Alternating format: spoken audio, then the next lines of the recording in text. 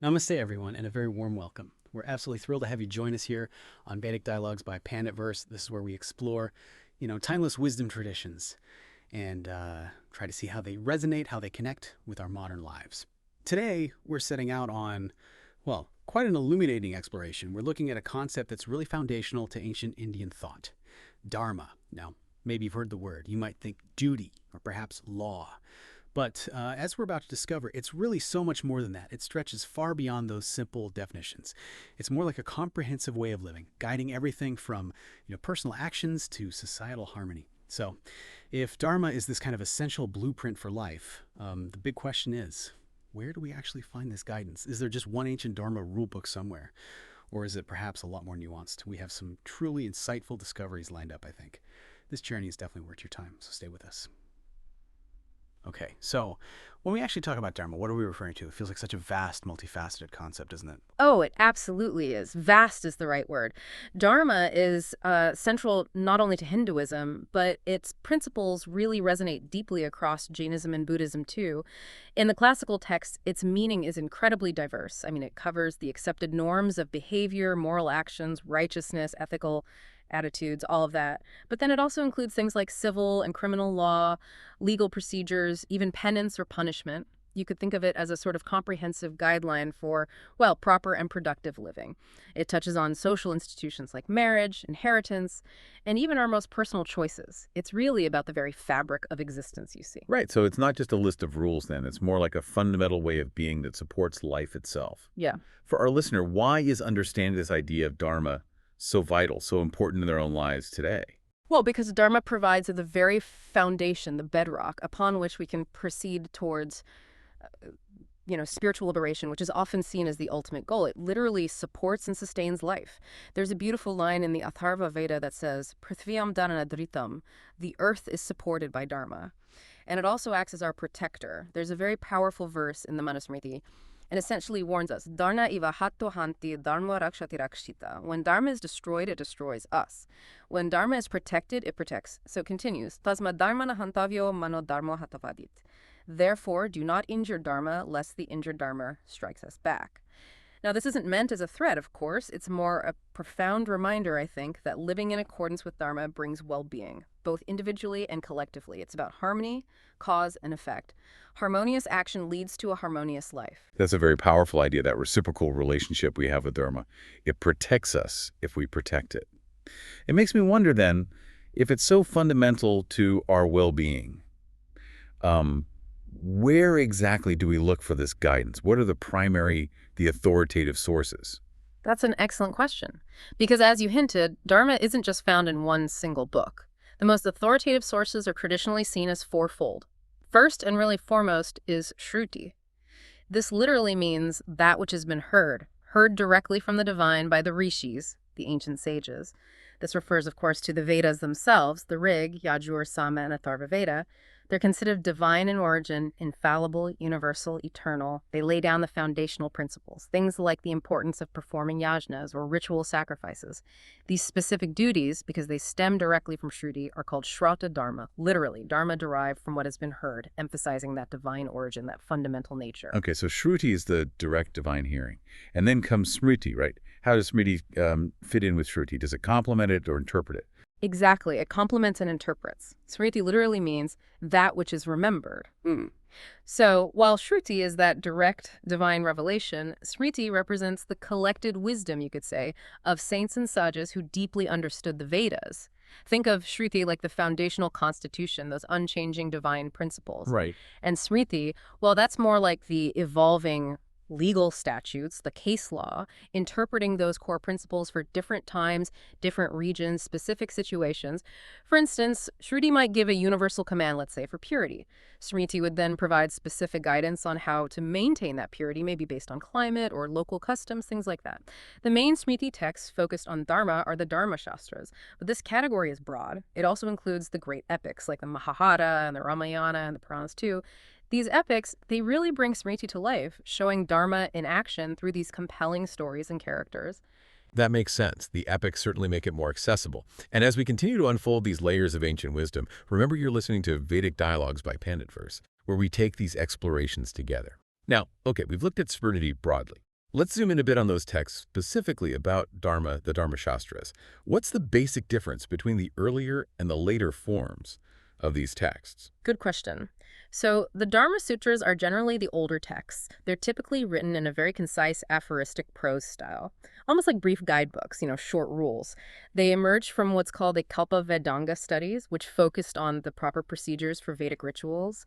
The Dharma Shastras, on the other hand, are derivative works. They came later and they were composed in a more elaborate style, metered poetic verse, the shloka style. This generally made them clearer, maybe more accessible for a wider understanding. Among these early Dharma Sutras, we start to see foundational principles taking shape. Texts like the Gautama Dharma Sutra, for instance, lay down quite comprehensive rules for social conduct, ethical behavior, roles within the stages of life. It emphasized respect for teacher, self-control, that sort of thing. But then you have texts like the Epistama Dharma Sutra, and what's really quite astonishing here, especially for its time, is its notion of Yuga Dharma. Yuga Dharma. What's that exactly? It's the idea that laws aren't static, that they must evolve, they must change with the changing ages, the yugas. I mean, think about that. This isn't just ancient wisdom. It's practically a blueprint for adaptable legal systems, a concept we still grapple with today, right, with societal changes. Apastamba even suggested respecting the opinions of experienced men and women, regardless of caste, in legal disputes, and it explicitly stated that aspects of Dharma not found in the main text could be learned from women and people of all classes. Quite progressive. Wow, that idea of Yuga Dharma, laws evolving, that is truly profound. It shows remarkable foresight. So moving on to the later Dharma Shastras, the ones in verse, which ones really rose to prominence, which had the most lasting impact on, say, Hindu legal thought? Well, among the most influential, you definitely have to include the Manusmriti, the Yajnavalkya Smriti, and the Narada Smriti. The Manusmriti, often regarded as the work of the first lawgiver, Manu. It's a remarkably systematic, quite robust collection of rules. Its popularity was just immense. It covers everything from the creation of the universe, duties of a king, administration of justice, even concepts like karma and the path to bliss. And its influence wasn't just theoretical. It actually shaped legal thinking and even systems in places like Burma, Java, the Philippines. Quite widespread. A foundational first lawgiver with international reach. Yeah. That's truly remarkable. So how did the next major one, the Yajnavalkya Smriti, how did it build on that or maybe diverge? The Yajnavalkya Smriti definitely followed Manu's general pattern, but it's often described as more, let's say, scientific and systematic. It consciously tried to avoid repetition. It's sometimes called the best composed or most homogeneous text in the Dharma Shastra tradition. And interestingly, it was notably more liberal than Manu on certain issues. Well, particularly concerning women's rights of inheritance and property. And also regarding the status of Shudras, it took a somewhat more progressive stance there. It also went into great detail on practical matters, things like valid documents, loan agreements, business partnerships. So it held a very important position in, substantive civil and criminal law. It sounds like a significant step in evolution in legal thinking. And what about the Narada Smriti? Did that have a particular unique focus? Yes, the Narada Smriti is quite unique because it deals exclusively with forensic law, both substantive and procedural law. It deliberately ignores topics like righteous conduct or penance, focusing only on the legal aspects. It was quite independent in its views, laying down detailed provisions for things like pleading, evidence, court procedures. It even allowed for the remarriage of a widow or a wife whose husband was absconding or missing, which was quite advanced for the time. And it set the age of majority at 16. And, these texts weren't just written and left. There was continuous engagement through bhashas, which are commentaries, and nibandhas, or digests. These later works interpreted, discussed, and often tried to reconcile different views found in the earlier texts. And here's something truly surprising for many people. Even women jurists contributed significantly. Someone like Lakshmi Devi wrote important works on legal theories, especially on inheritance and women's property rights. Her works, sometimes written under the pen name Balampata, are considered classics in the field. Women jurists contributing classics. So that's fascinating. It really broadens the picture.